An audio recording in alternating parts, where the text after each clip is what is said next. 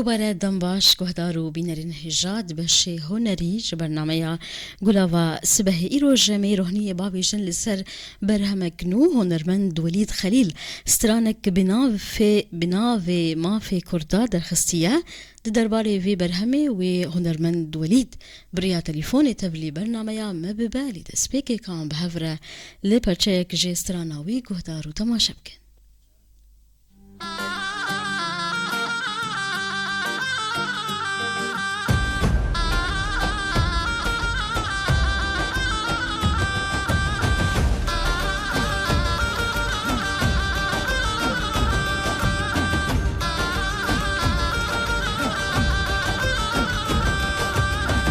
خسو گر هر ببین روش آوا و گشیرایم بکر بشر روش هلات او تانی جرب رایم خسو گر هر ببین روش آوا و گشیرایم بکر بشر روش هلات او تانی جرب رایم افخ خکامی رایم و اف میدان شیرایم أفخد خكامي رايا بميدان شيرايا سرچيام ببن في سن دولة ما في كردايا سرچيام ببن في سن دولة ما في كردايا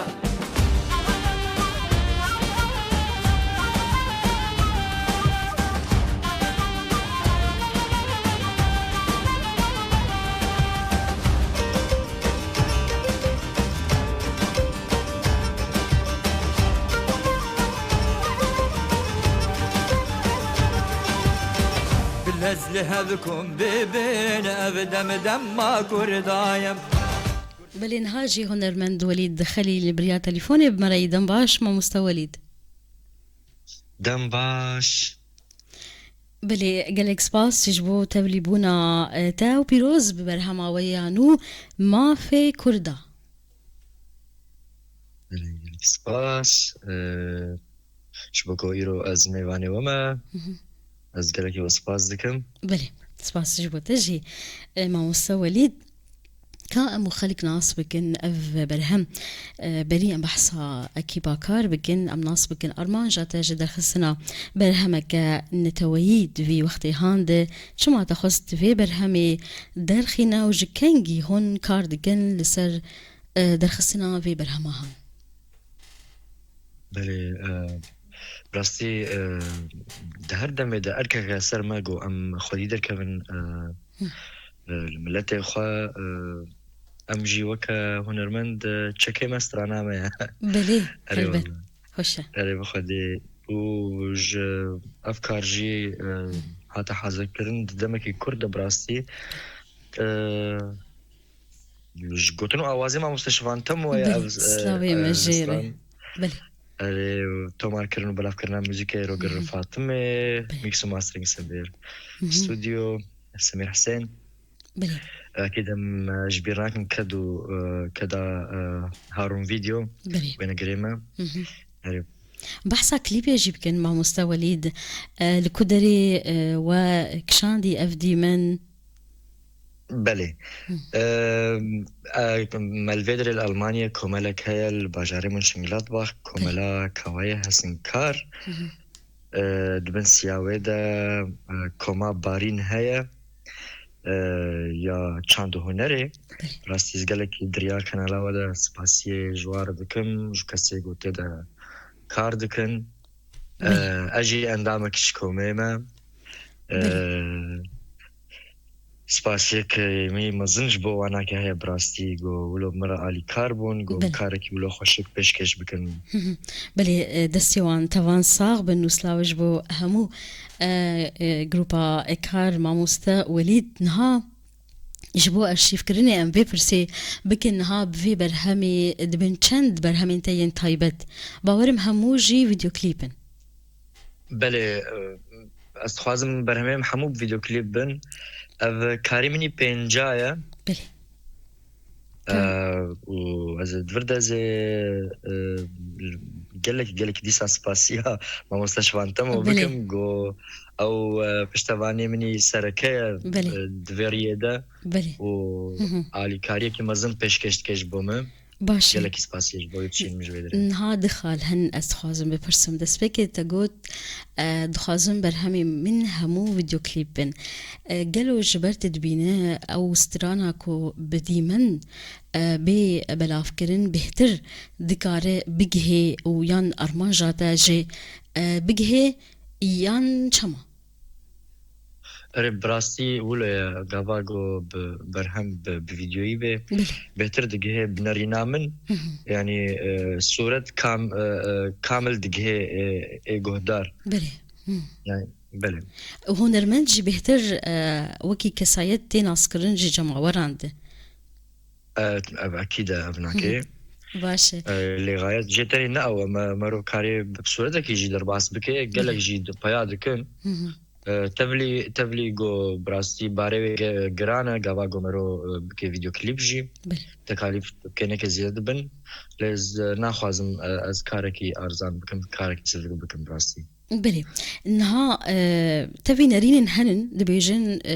هر هنرمندك ونرينك وي تايبت هي دمجارة درخستنا برهمان هند بيجن بدنك تاني بسن بشوية فوتو ستراندر دخلين هند جيد بيجن دوي هنرمند بكسياتي خوجي خياب جي جماوانا تاكو بهتر بين اسكرنجي نها ما موستا وليد خالا مني دويم من دخست از بپرسم دي درباري تكلياتا و هنرمند و هلبسوان و آواز جنه هجا شوان تم وصلابي من جيره رازا و في تكليه چاوای باورم هر برهمين تا جگوتن و آوازي وينه بله هر برهمه مش گوتن و آوازي وينه بله برهمه كمتنه هبوم آواز کر او جي گوتن مبهفره نویسان براستی علی کاریاوی بوجی او جي از بين چما از بوی رنگی کار دکم كيف من قال لك رنگي ويرت اسلوبي وي همش گوتنا را همش آواز را همش از بينم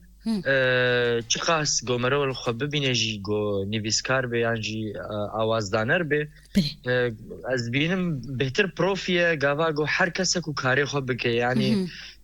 دنگ بیج یا خب که آواز جن الامورا خو خيدر كبي يعني هر کس کاری خود به بسپوریها بد مسئله پروفیشنالیتی دهبه بله از الجبر ويا كي براسي از بفيت شتيرما قواقو حرك فيرنجي مرويش بكي ديمك تدبيني مع مستا وليد كو دما اف هالبستوان يان آواز جن دما كو باش جشي ويا او هنرمندي هان ناس بكي نپرس گریکی گناه گوهرتن ام بیجن وک هنرمند هالبستوانی خوب گوهرینی یان آواز جنی خوب گوهرینی والله وقتاگو رازیبون هبه مروزو زوناگو هره براستی باشه از به اکیپی را گلکی رازیمه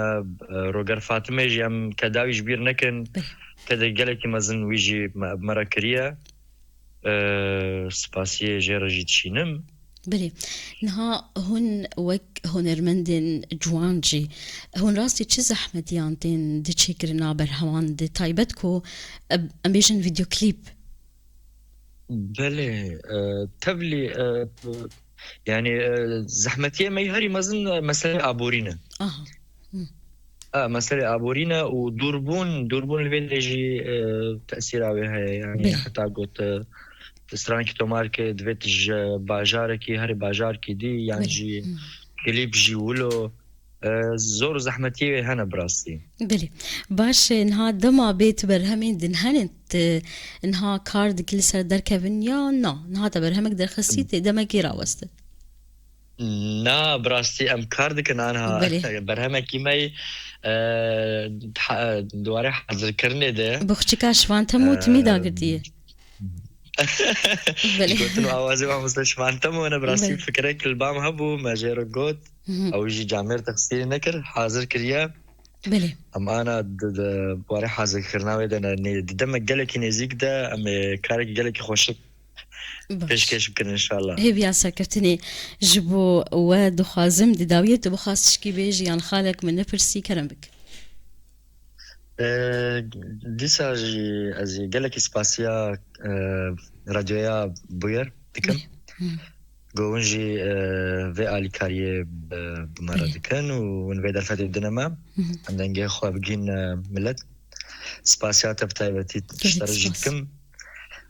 وتشكيدي هبيز بيجمتنا قالك سباس بلي قالك سباس جبوتجي ما مستوليد شخوا ما في وي وإركاميك وأمرهني بابجن لسر برهم واين هنري هنرمند كرد وليد خليل بريا تليفوني تبمربو وجاردي بيروز ببرهماتي نو ما في كردها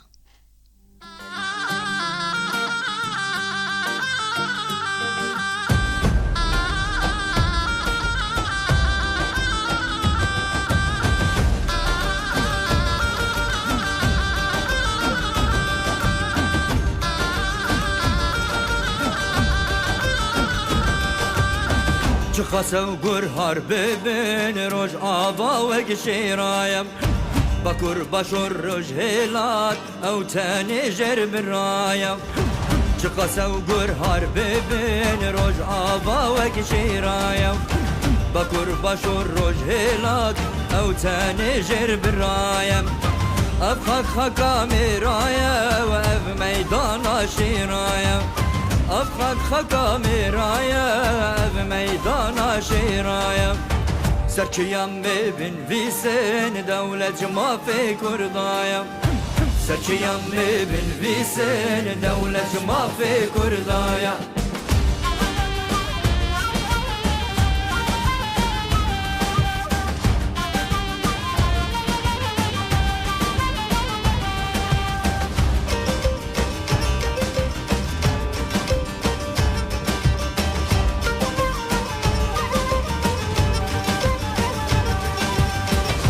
نزل هذكم ببين أبدم دم ما كردايم كردستان ويشي ببا هر شربان جهل ضايم بالنزل هذكم ببين أبدم دم ما كردايم كردستان ويشي ببا هر شربان جهل ضايم أبخك خكامي رايا وأب ميدان شيرايم أبخك خكامي رايا بميدان شيرايم سرچيام ببن في سن دولة ما في كردايم سرچيام ببن في سن دولة ما في كردايم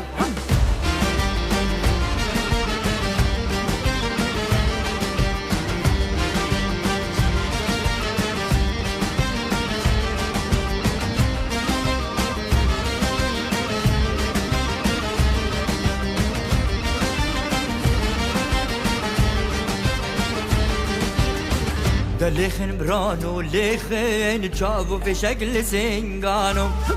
ركاني شان خوش بك وي قرباني جروانو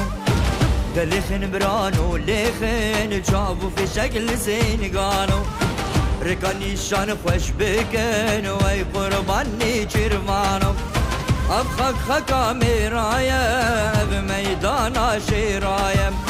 أبخد خكامي رايا بميدان شيرايا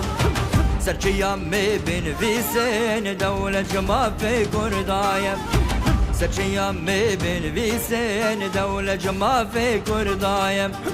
سرچيام ببن في سن دولة ما في كردايا سرچيام ببن في سن دولة ما في كردايا